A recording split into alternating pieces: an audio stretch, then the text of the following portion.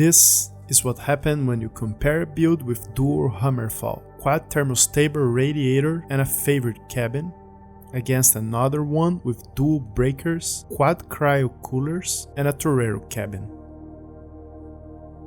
Although the breaker shotgun has almost 15% more damage per shot, the build with the coolers will still lose to the one with radiators. Why? To better understand this, I delved into deep waters of cooling mechanics for Crossout. Stay tuned for an in-depth look at Crossout cooling mechanics. Thank you for 1000 subs. To celebrate, please enjoy an app I created to help you decide how many coolers or radiators you need before building. Links for that on the description. If you don't want to miss my future analysis videos, make sure to subscribe to the channel and activate the notification bell. If you manage to use the app, please leave in the comment section your feedback. Hit mechanics. Each hammerfall shot adds 25% of heat. When the heat reaches 100%, the weapon stops firing and you have to wait for it to cool down. The firing process can be split into 4 steps. The shot, which is instantaneous, the reload, which is inverse of the rate of fire, the dead time is a feature I will show you guys later, and the cooldown time, that for the hammerfall shotgun is 2.6 seconds.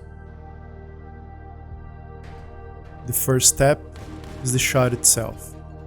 Each shot hits up the weapon by 25% in the case of the hammerfall. Then there is the reload time, which is related to the weapon rate of fire. The higher the rate of fire, the quicker the reload is. Just after this phase, the weapon is ready to fire again. If the trigger is being held down, the weapon will fire right away, adding more heat. And if not, the weapon will start to cool, right? Well, as always, it is more complicated than that. If you pay very close attention, the weapon takes a few frames on the same heat level before start cooling. For the hammerfall, this time is 22 frames on a 60 FPS footage.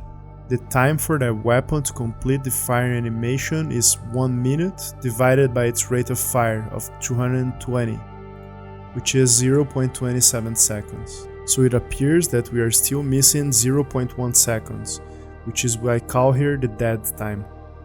This small gap of time is present in all the weapons I tested. So in a nutshell, the firing cycle for a single shot can be broken down into the following graph.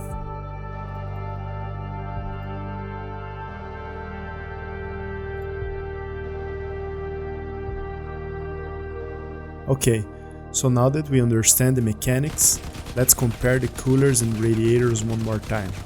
Just to remove the bias, let's use machine guns this time.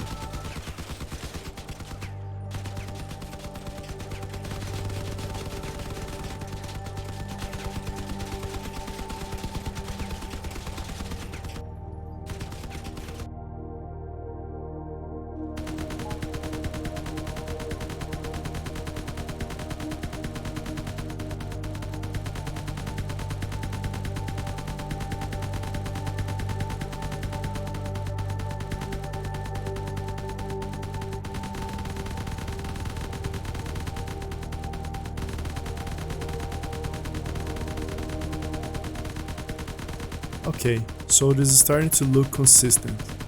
Coolers are way worse than radiators. But we still haven't figured out why. For that, we will need to test how exactly those two modules affect our firing cycle. Coolers. Weapon cooling rate is increased by 50%. The effect stacks. First, what does increasing the rate of cooling even means? Let's find out.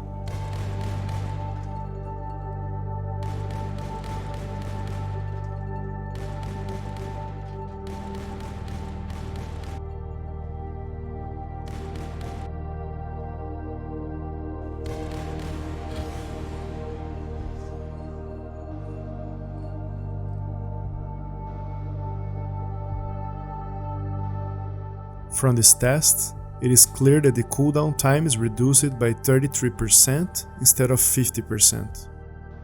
Okay, so how do multiple modules stack? Let's find out. By adding a second blue cooler, the cooldown time reduction is now 50%, and when we add the third one, the reduction is 60%. Gathering all results, it is safe to affirm that the formula for the cooling time is the following: base cooling time divided by 1 plus module bonus. To wrap up this cooler story, we do a final test with all possible combinations. Check that out.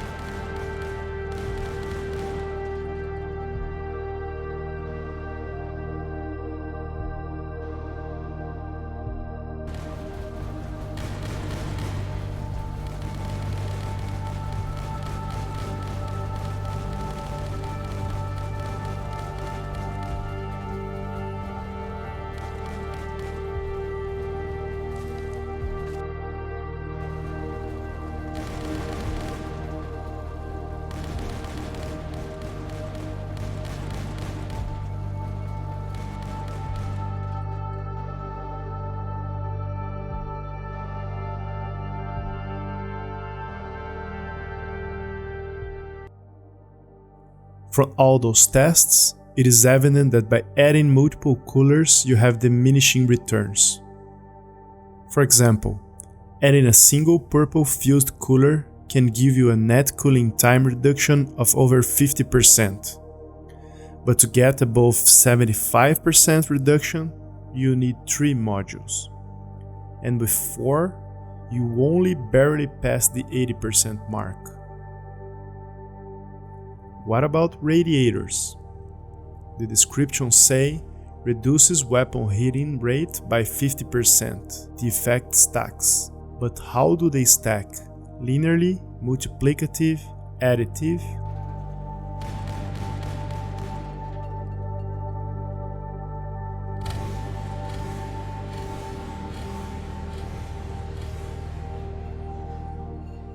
From this test we can see that the number of shots with one radiator is increased by 50%.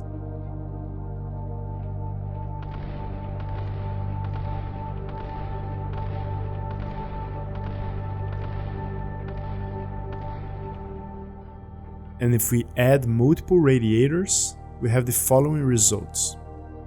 With 2, we double the number of shots before overheating, and with 3, the number of shots to overheat is now 10. Let's try all the many different combinations of purple radiators. Check this out.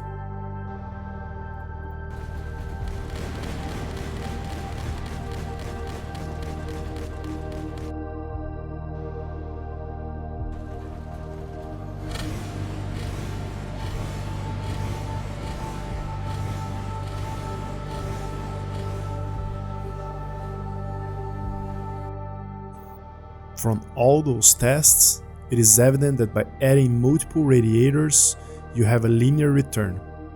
For example, adding a single purple fused radiator can give you almost 120% extra shots. With 2, you get almost 240, and so on. For another example, my Clan War Hammerfall build has 4 fused purple radiators on, and on top of that, it also has a favorite cabin, so it is capable of dealing 45 shots before overheating. That is usually enough burst damage to kill anything. Well, as long as I don't lose my guns to those pesky hovers, right?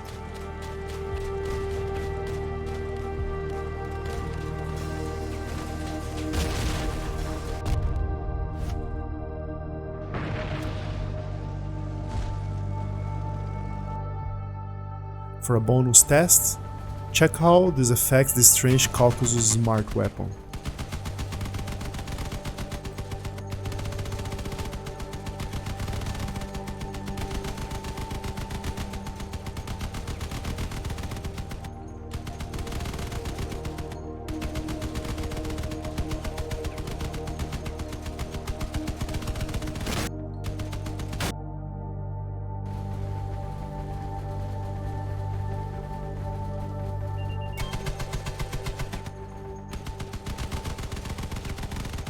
From this test it's clear that the modules do have an effect on the weapon.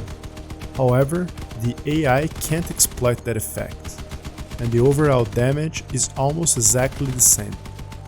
Not very smart if you ask me.